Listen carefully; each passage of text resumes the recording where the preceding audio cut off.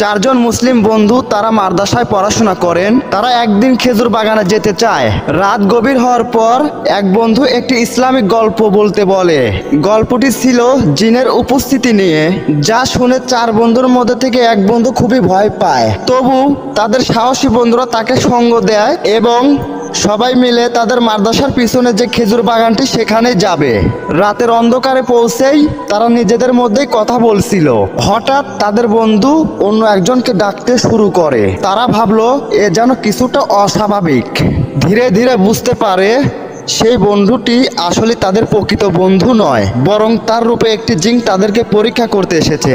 এতে তারা আরো ভয় পায় এবং মহান আল্লাহর নাম নিয়ে দোয়া পড়তে শুরু করেন।